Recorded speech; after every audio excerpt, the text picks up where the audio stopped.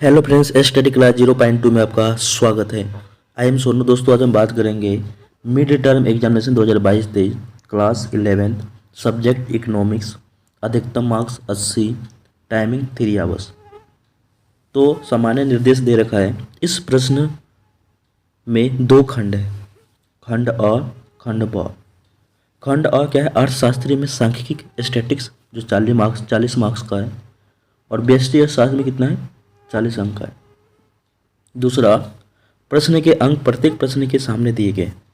तीसरा लिखा है कि प्रश्न संख्या 1 से 10 और प्रश्न संख्या 18 से 27 केस आधारित प्रश्न सही 1 अंक के हैं और इनमें से प्रत्येक के उत्तर एक शब्द या एक वाक्य में दीजिए। चौथा लिखा है प्रश्न संख्या 11 से 12, प्रश्न संख्या 28 से 29 3 अंक के हैं और इनमें से प्रत्येक के उत्तर 70 से 80 शब्दों में क्या देना है? आंसर देना है। आगे देखते दोस्तों, आगे क्या दे रखा है? पांचवा, प्रश्न संख्या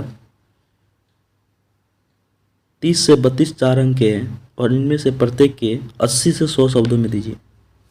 छठा, प्रश्न संख्या 16 से 17 है तथा प्रश्न संख्या 33 से 34 6 अंक के हैं। इनमें से प्रत्येक के 100 से 150 शब्दों में आंसर देना है। सातवां, उत्तर संक्षिप्त और बिंदुवार होना चाहिए और साथ ही उपरोक्त शब्द सीमा का यथासंभव पालन करना। तो देखते दोस्तों किस टाइप से प्रश्न आ रखा है। तो पहला है खंड अ, एमसीक्यू बेस है। दूसरा, तीसरा, चौथा,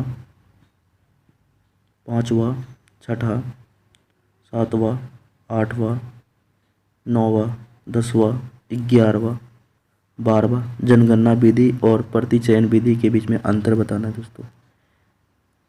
या अथवा में यादृच्छिक प्रतिदर्श और यादृच्छिक प्रतिदर्श के बीच में क्या है? अंतर स्पष्ट करना है। उसके बाद आपका 13वां है ना?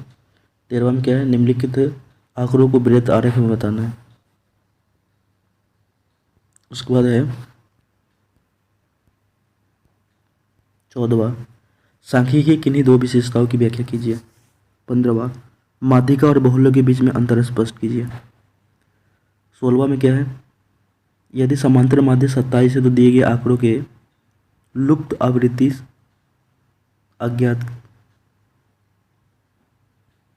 ज्ञात करना है। निम्नलिखित आंकड़ों में पद विचलन विधि द्वारा विद्यार्थी को प्राप्त अंकों का समांतर माध्य ज्ञात कीजिए। निम्नलिखित आंकड़ों में आय चित्र की रचना करना। 17वां में। 18वां है उत्पादन संभावना सीमा में खिंचाव के कारण, उत्पादन संभावना सीमा में खिंचाव का किस कारण हो सकता है?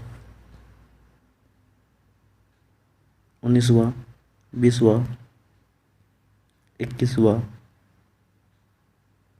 22वां, 23वां। बजट रेखा के लिए समीकरण दीजिए। 24वां, बजट रेखा का ढलान। 25वां, यदि पेस्ट्री का मूल्य 75 इकाई तक बढ़ जाता है तो इसका बजट रेखा पर क्या प्रभाव पड़ेगा?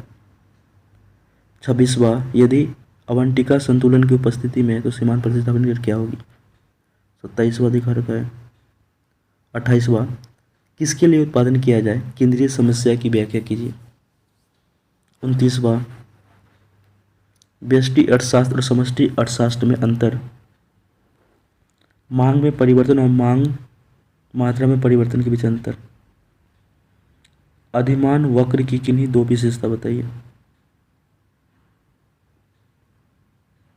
उत्पादन फलन को परिभाषित कीजिए और अल्पकालीन उत्पादन फलन में कारकों के बढ़ते वर्तमान प्रतिफल में क्या कारण होते हैं? एक उपभोक्ता दो वस्तुओं एक्स और वाई का उपभोग करता है तो संतुलन की स्थिति में है तो वस्तु की कीमतें क्रमशः पी एक्स और पी वाई तो क्या हो? सामान्य वस्तुएं, निम्न कोटि की वस्तुएं या अस्थानापन्न वस्तुएं और पूरक वस्तुओं में अंतर बताना है। बताइए कि निम्नलिखित कथन सत्य है या असत्य है। दोस्तों 34 प्रश्न देखा है, ये इकोनॉमिक्स का पेपर है।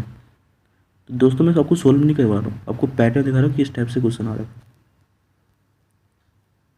दोस्तों अगर ये वीडियो आपको अच्छा लग रहा है तो लाइक, सब्सक्राइब एंड शेयर कीजिएगा। जय हिंद, जय भारत।